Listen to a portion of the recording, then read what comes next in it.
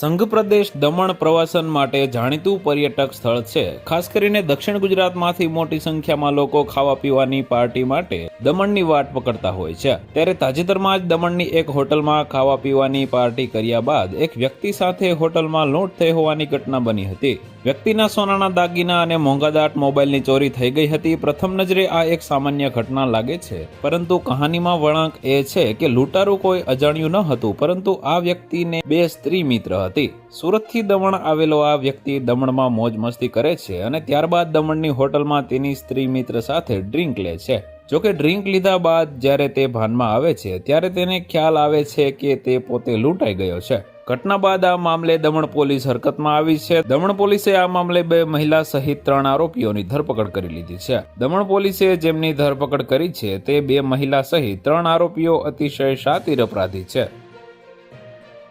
તો વધુ માહિતી મેળવવા માટે ચેનલ સાથે જોડાયેલા રહો। વિડીયો પસંદ આવે તો લાઈક કરી દેજો। ચેનલમાં નવા છો તો સબસ્ક્રાઇબ કરી દેજો।